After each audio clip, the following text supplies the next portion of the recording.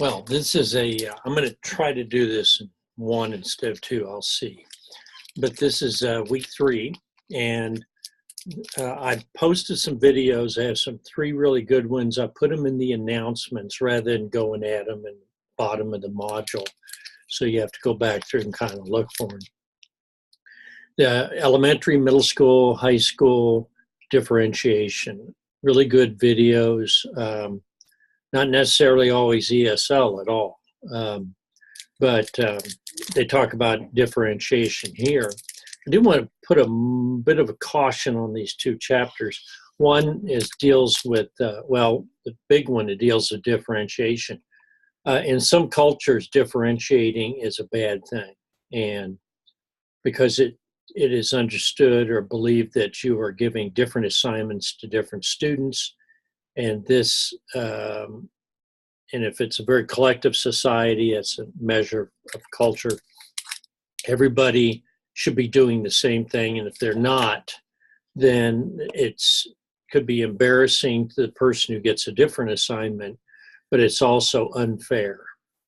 And so you have to watch for that depending on the culture. So don't just,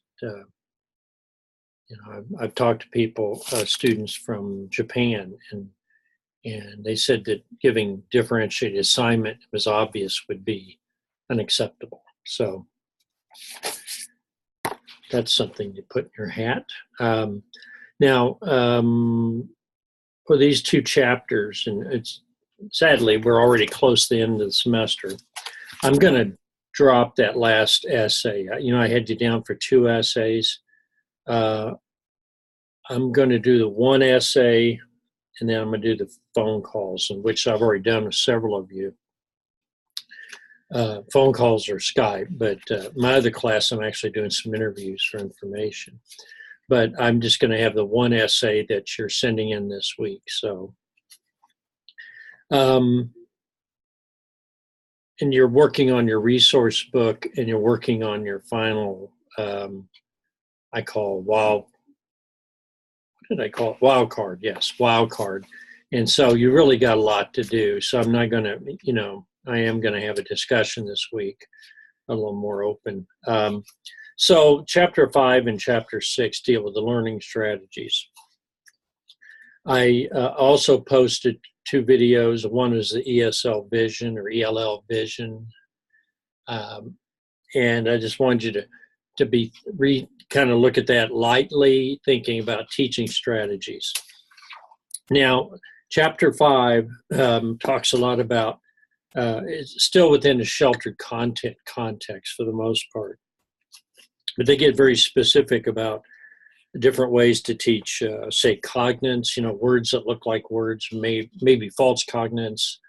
One that's real popular in Spanish English is embarracido, which in English we think it means embarrassed, but it actually means you're pregnant, which is embarrassing if you make the mistake of using embarracido. So that's an example of a word that looks like a word, but sometimes it isn't the word, or it's a little bit off, or it may be completely different.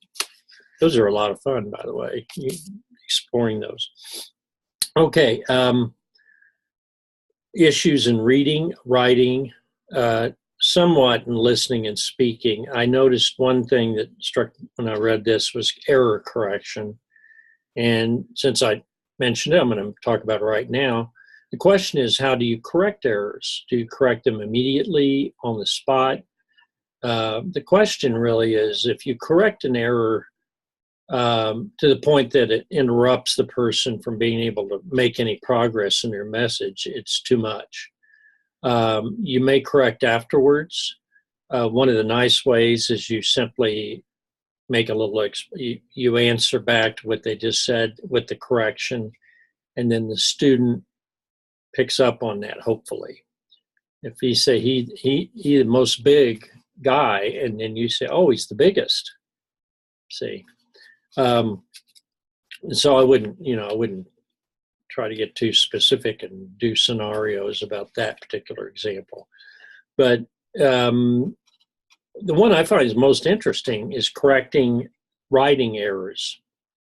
Obviously, you don't correct them on the spot because the person's making progress writing. I personally like to look at the most serious errors first and give priority to those. For instance, if it's a verb tense, they consistently don't have the right helping verb, uh, or they mess up the present continuous tense, going, he going, he going to the baseball game, or something. So you hear that in English, depending on the type speaker. You have to put the is in there, otherwise it sounds illiterate, or at least we know that the way we speak, people gauge a vision of who we are, kind of,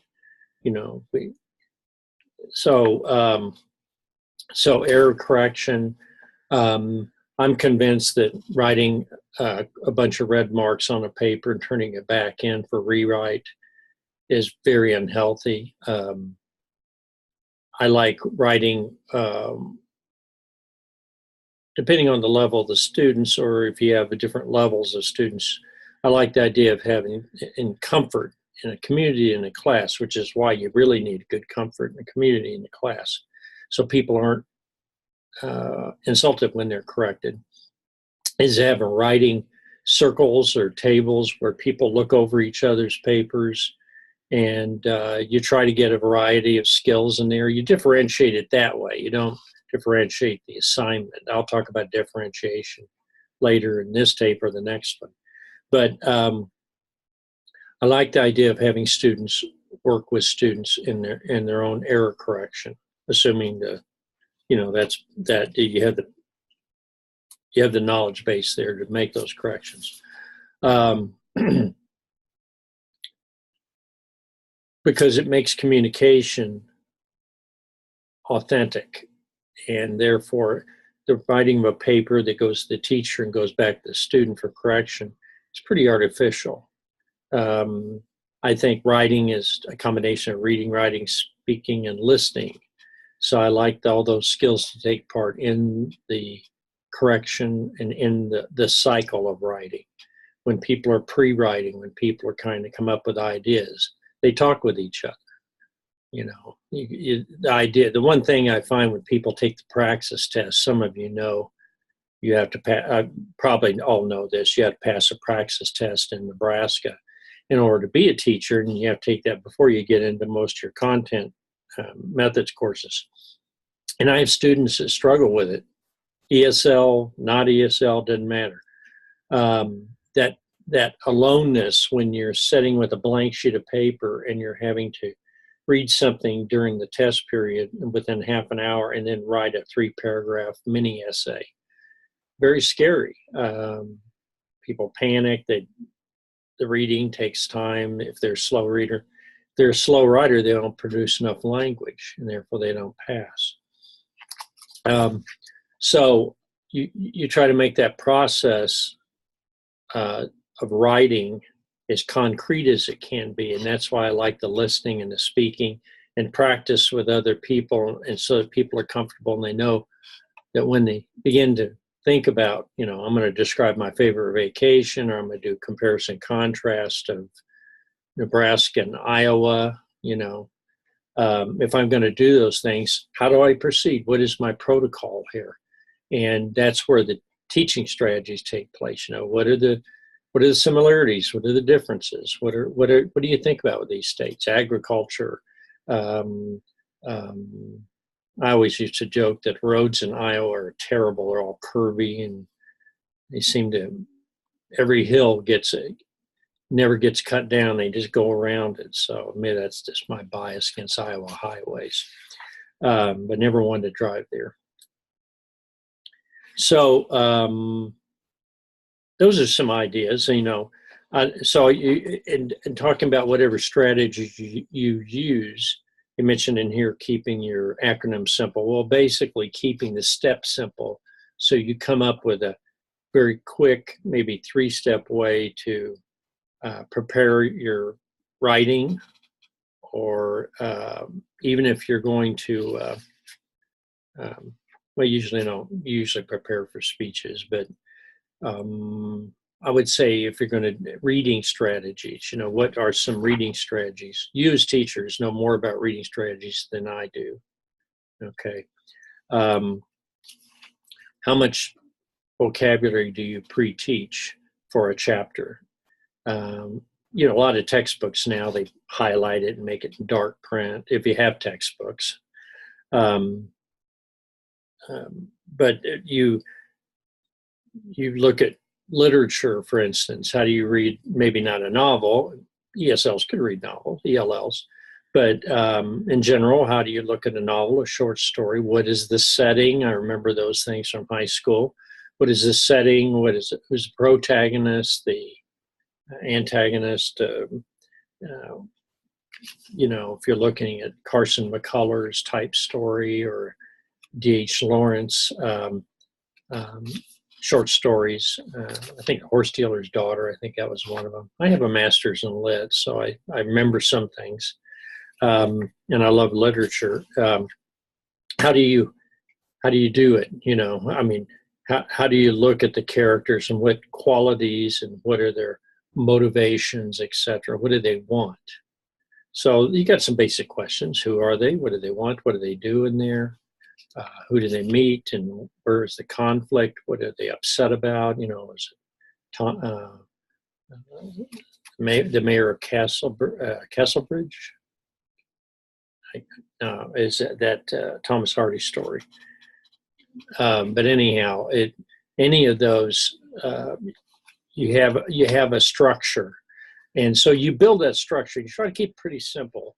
Usually, whatever questions you need to ask, they got one in here, page 87, the 5-paragraph essay, which we've all been crucified on.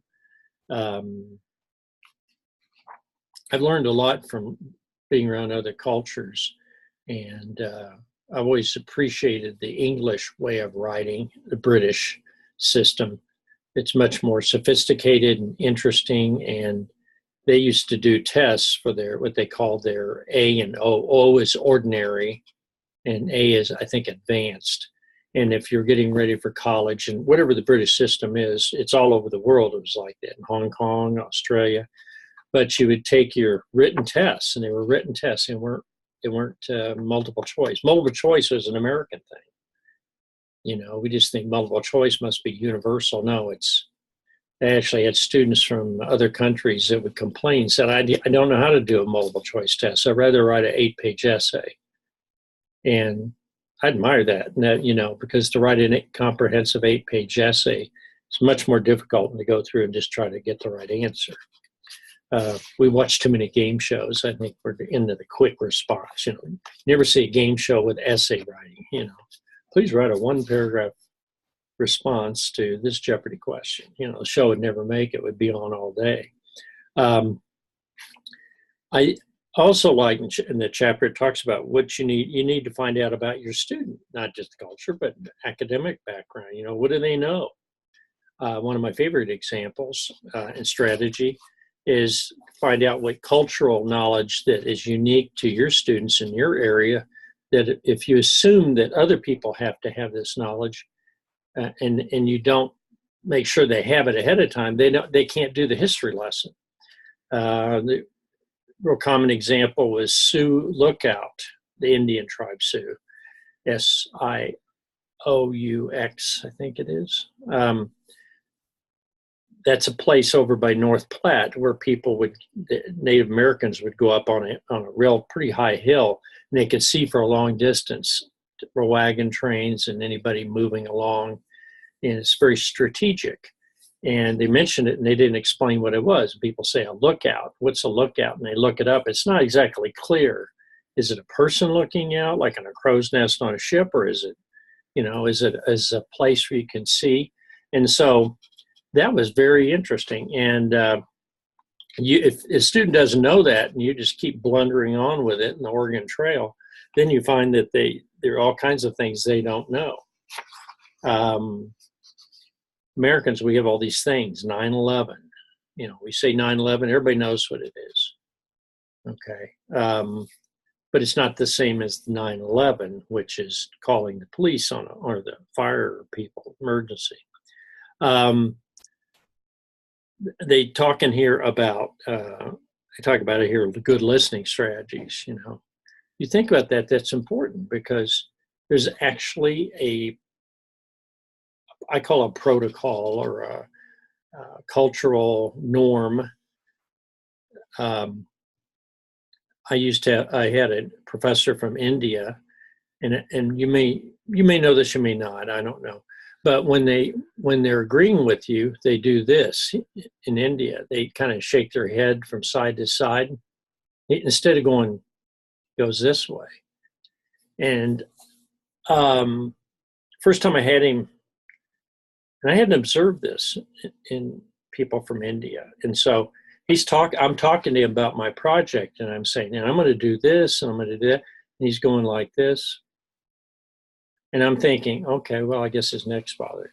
Then I think, oh, well, maybe I'm missing it. So I talk harder and harder and faster and faster. And he never, we never talked about his head nodding. I just assumed, you don't say, Professor, your nonverbal behavior is confusing me. Well, it turned out he was agreeing with me. And I left the meeting thinking, wow, I don't know what came out of that. And it was nonverbal behavior. That can be taught too. You have to think about that as a strategy. All kinds of little things like culturally. Putting your feet up and showing the soles of your feet is a big insult in many cultures. I had a person I work with, this one college, and she was a counselor for international students. And she, kind of got drafted into it. She really wasn't. And she didn't know. And she'd take her shoe off, and she'd be sitting there talking to him, and she'd have her foot crossed with her foot up and her bare foot showing to the person. And it just infuriated them. So they'd have these little arguments, but they never mentioned the insult. I just thought it was kind of interesting, that happened. So when you look at the customs of the classroom and, things like error correction, I think these are huge, and you have to pay great and special attention to them. So great and special. I sound like Trump now, don't I? It was awesome. It was awesomely great. So I'm going to do chapter 6 afterwards. I have to go to physical therapy on my shoulder, and then I'll be back. So I just